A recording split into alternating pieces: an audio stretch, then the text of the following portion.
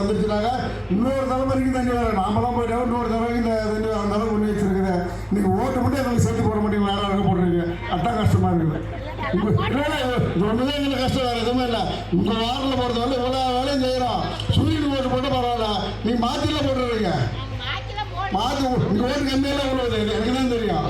இனிமேல் ஒரு வாரங்கள் அதிசயம் ஓட்டு போடுங்க. உங்களுக்கு என்ன வேணுமோ அதெல்லாம் செஞ்சு கொடுக்குறோம். இப்போ எம்பி பேசுகிறோம்.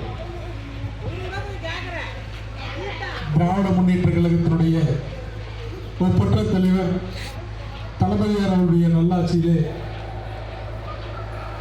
திருச்செங்கோடு சட்டமன்ற உறுப்பினர் மரியாதைக்குரிய அண்ணன் ER ஈஸ்வரனுடைய நல்லாட்சியோடும் நடந்து முடிந்த நாடாளுமன்ற தேர்தலிலே நீங்கள் எல்லாம் புதிய சூரியன் சின்னத்திலே வாக்களித்து ஒரு மாபெரும் வெற்றியை தேடி கொடுத்ததற்காக இந்த பகுதி வாழ் மக்களை எல்லாம் நேரிலே சந்தித்து உங்களுக்கெல்லாம் நன்றி சொல்லுகின்ற கூட்டமாகவும், அதே வேளையிலே இந்த பகுதிகளில் இருக்கின்ற குறைகளை கேட்டறிகின்ற கூட்டமாகவும் இந்த நிகழ்ச்சி மரியாதைக்குரிய மாவட்ட கழக செயலாளர் KS மூர்த்தி அவருடைய தலைமையிலும், பேரூர் தலைவர் மரியாதைக்குரிய அண்ணன் திருமலை அவருடைய தலைமையிலும், கொங்குநாடு மக்கள் தேசிய கட்சியுடைய மாவட்ட செயலாளர் ராயல் செந்தில் அவர்களும், ரஞ்சித் அவர்களும், பேரூர் செயலாளர் ரத்தனம் உள்ளிட்ட திராவிட முன்னேற்ற கழகத்தினுடைய இந்த வார்டு பிரதிநிதிகள், கவுன்சிலர்கள், அதே போல இந்திய கூட்டணியில் அங்கம் பெறுகின்ற அனைத்து கட்சி கூட்டணி நிர்வாகிகளும் சேர்ந்து மிகச்சிறப்பான இந்த ஏற்பாடுகளை செய்திருக்கிறார்கள்.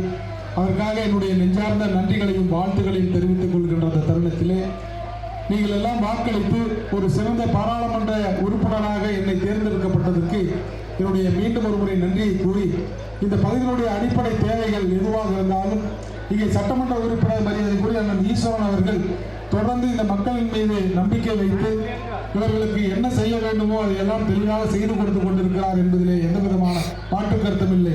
அதே பாதையிலே ஒரு பாராளுமன்ற உறுப்பினராக கண்டிப்பாக நானும் இந்த பகுதியினுடைய மக்களுடைய அடிப்படை தேவைகளை கேட்டறிந்து இந்த பகுதியினுடைய தேவைகளை பூர்த்தி செய்வேன் என்ற அந்த உறுதிமொழியும் நான் இந்த இடத்துல அன்போடு செலுத்திக் கொள்கின்ற இந்த தருணத்தில் அண்ணன் திருமலை அவர்கள் சொல்லும் பொழுது எல்லா வார்டிலும் வாக்குகள் நன்றாக இருக்கின்றது, இந்த ஒரு பகுதி மட்டும் எங்களுக்கு குறையாக இருக்கிறது என்று சொல்லியிருக்கிறார்கள்.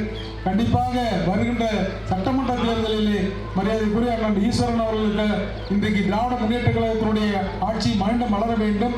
இந்த பகுதிகளில் இன்னும் இருக்கின்ற ஒரு சில குறைகளையும் கண்டிப்பாக தீர்த்து வைப்பேன் என்ற அந்த உறுதிமொழியை இந்த இடத்திலே நான் அன்போடு செலுத்திக் கொள்ள ஆசைப்படுகின்றேன்.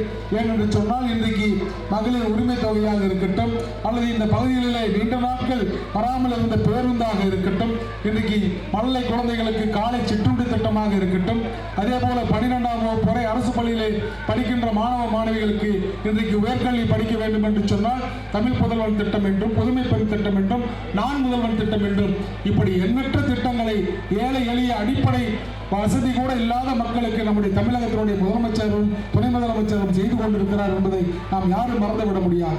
இத்தனை ஆண்டு காலங்களிலே இது போன்ற ஒரு சிறப்பான ஆட்சியை நாம் எப்பொழுதும் மறந்துவிட முடியாது. அதே போல இன்றைக்கு மக்களுடைய உரிமை தொகை மாதம் 1000 இதெல்லாம் எந்த